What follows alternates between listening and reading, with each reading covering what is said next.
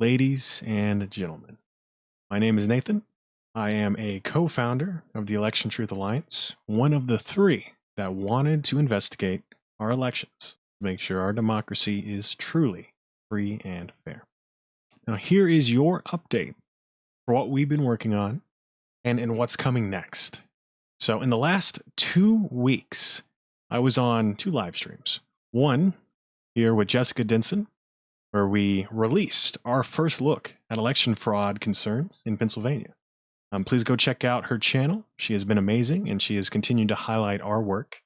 And I was also invited back on the Mark Thompson Show, where I further cover Pennsylvania, and I actually speak about some signal communication and security practice concerns, especially with my understanding of what you can and can't do military-wise.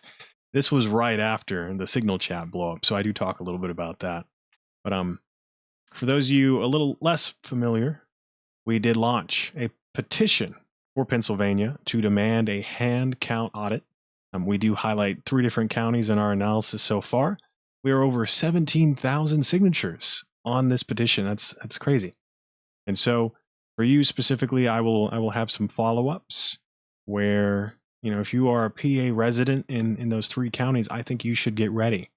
And we may have some asks for you. What I really like about this petition is not only can people comment, but people can leave these amazing featured videos. I've watched these. Thank you guys so much, all of you, for supporting us and demanding accountability. Respect for you putting these videos here and talking about the concerns. So thank you so much. Now, ETA-wise, we've been working on improving our website. There's still more to come, but we do have on our main page now some recent video and updates. For you unfamiliar, Wisconsin has been a big focus. They had their state Supreme Court election, and so we were watching that very carefully. We had actually sent out some letters just highlighting concerns, and we also have a newsletter option, which I think we may still need some updates on this, but you will be able to subscribe with your email address and receive newsletter updates as we go forward. I'm very excited with the changes we're going to have on our website and improvements so that you guys will get some more fancy things to work with. Now, I will say, those of you keep asking us about volunteers, we have been working through our volunteer list. We're at over 30 plus active volunteers in the ETA right now, and we're still working through the hundreds of volunteers that have submitted so far. If you want to volunteer, we specifically now are looking for people with skills in not only data analysis and statistics, but video creation, social media, all of that. If you want to volunteer, come to our website, electiontruthalliance.org. Click on the volunteer button. There's a simple, form where you can submit your information. This is a Google form. And then if that doesn't work for you, you can email board@electiontruthalliance.org and put the subject as volunteer. That is another way as well. Now, I can say in the last 2 weeks and so, I have met with and I have upcoming meetings with some very powerful and connected people. They are interested in helping us get audits and validate our elections. It's a very large group of diverse individuals that all have come to the table to help get answers. And so when it comes to that, lawsuits are still what everyone wants to know. And I will say, what I should say so far is we are working 3 different angles currently, and the 4th is on the horizon. The legal costs are honestly ridiculous. I never really knew how much lawyers and legal cases are worth, but it is ridiculous. We're looking at, at least $500 an hour per lawyer per case for the levels of things we're doing. But as I said, I think I mentioned before, timelines. I still don't have a timeline for when we're going to file the first, because we're still working some information requests, some audit information we're looking at. We're adjusting our plans as we're growing and getting more capacity and doing these more advanced analysis, which I'll highlight here in a little bit. And so now we can look at exact precincts and tell you, potential manipulation that's occurring there. So that is shaping our approach to these lawsuits and these audits. It's very interesting to talk to these lawyers. and come into these contracts, because the first thing is almost always an intermediary period of convincing the lawyers. Hey, this is a thing. Here's everything we've done. Here's what we want to do. And it's so interesting to see them kind of open up as this gets more real. And so that is huge. Lawyers are amazing and expensive. So for those of you, wanting audits and wanting answers, we're doing it. So now, let's see the full report for Pennsylvania. It'll be on our website soon. That'll be under analysis. That'll be under a Pennsylvania section. You can already see a little bit of it highlighted where we have our 3-part Substack posts and some other things, but you'll have the full analysis here. It was over 40 pages long, and so we've had to cut it up a little bit for you. Now, for that analysis, we have actually utilized different sources for the math and different analysis techniques. And so people ask us, how do we do this? I will be making a video shortly, kind of doing a how-to, walking you through the basic levels. But when it comes to the analysis we're doing in Clark County and in for Pennsylvania, that is built on Sergei Sphilkin's work, which this is a reference for some of his work where he does a statistical analysis of elections. And this is where that origin of the concept of a Russian tail, which so good, he discovered in Clark County, Nevada in the beginning. And so it is pretty much a representation of if you're manipulating, how does it show up?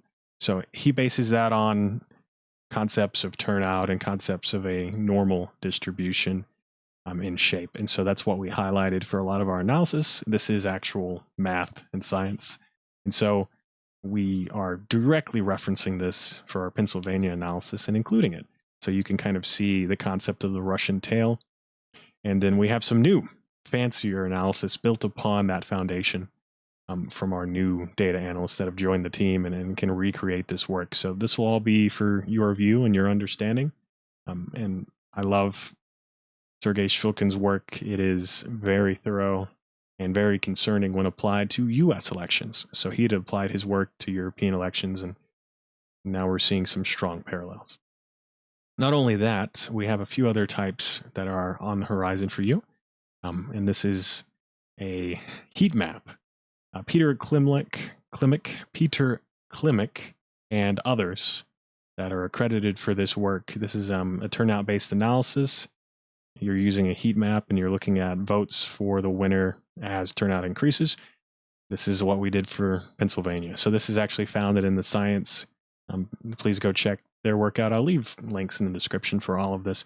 But this heat map you're seeing here, I want to highlight quickly Uganda, Russia, both different elections. And what you should see is more like the Czech Republic or Romania, where it's just a heat map centered somewhere on the graph. It can be a little more random, but this is per party. So if you're winning, you're going to be higher. If you're losing, you're going to be lower. But it should not change left to right or really up and down as turnout increases. And yet we see that in Russia. We see a little bit of that in Finland, but not as it's far less. And then Russia has this comet trail. So Uganda has more of the same. We highlight this in our Pennsylvania analysis. So you're going to see this. You're going to see more of this. And so this is Philadelphia. It's very interesting to see those parallels. Now, what else are we working on when it comes to, making data more approachable for you guys, right? Because we can do all these analysis. We can post them on YouTube. But at the end of the day, you want to get your hands on the data. You want to get your hands on the numbers and play with the graphs yourselves, right? Like it's different looking at a photo or a picture, looking at a video, and then actually having it in front of you and doing your own.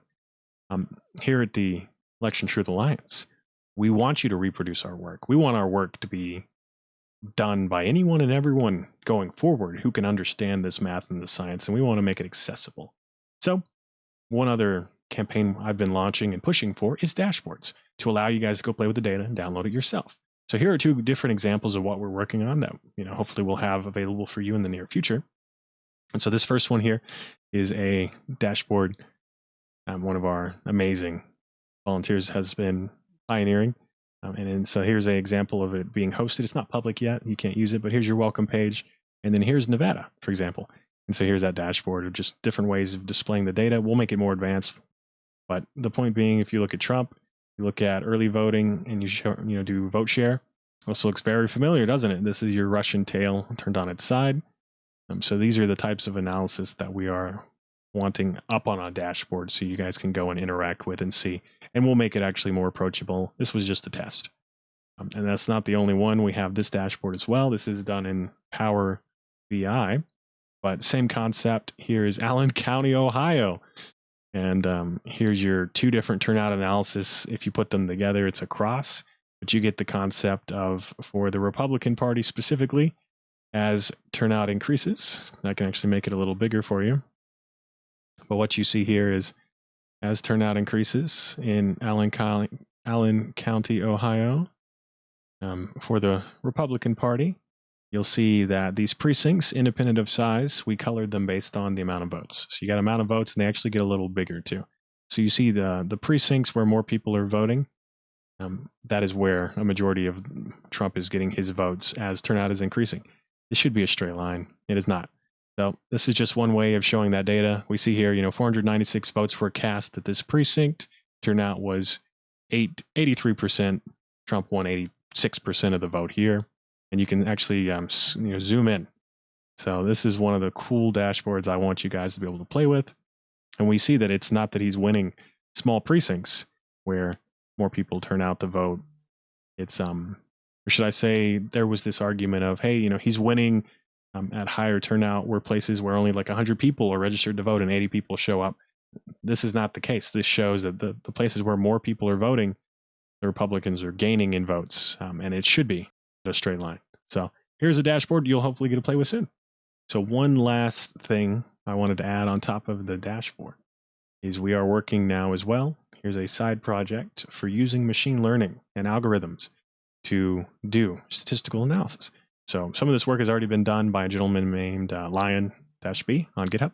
He has all kinds of different projects where he's doing these analysis. He has one for AI. He has one for a regression analysis where you're looking at deviation as you're inputting data. So absolute turnout and things like that. So we're looking at utilizing these systems to generate ways to test data and make that accessible for you, to estimate manipulation. I'm building an AI to estimate potential fraud and different types. So these are tools we're developing as well to give to the public so that you guys can do the same stuff we're doing and play with the data. So these are all things we're working on in tandem with the lawsuits, with the data analysis, with everything we're doing. No one is fighting this fight, it seems. So we're going to make it so that everyone in the future can do what we're doing and keep our democracies safe and our elections free and fair. And so to highlight this, I'm sure you know, but I witnessed protests all across the country on Saturday. Over, I think the last estimate was 5 million Americans got out and they made their voices heard. Now, I ask you, with all of the concerns with executive orders about elections going forward, our democracy is built on free and fair elections. And so after we've released Nevada, Pennsylvania, we're working on North Carolina, Iowa, Ohio, Texas, and all of these places, everywhere we're releasing this data, we're finding potential election fraud as per these analysis. And every state government and Secretary of State so far has turned a blind eye and said, and I will quote, they say, our elections are free and fair. But the math doesn't lie, right? Numbers don't lie. And so people ask me, right? They're like, hey, do I believe our elections are free and fair? Or has there been something? And so I want to ask this, as we approach this, we're not asking for a lot. All we want is to validate that our elections are free and fair and have been free and fair. And we just want audits. We just want to double check. Because at the end of the day, if we're wrong, our democracy continues on. And the audits, validated the concerns, and we can all go about our days happy and content.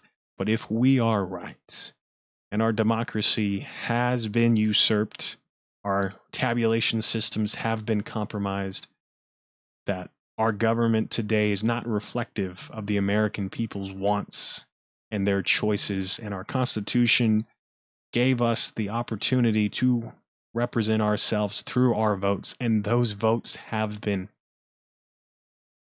changed. Well, I'm going to find out. We are going to find out. And so, if you want to help, call your representatives, sign the PA petition, volunteer if you can, donate if you can. But we will not stop until the truth is known.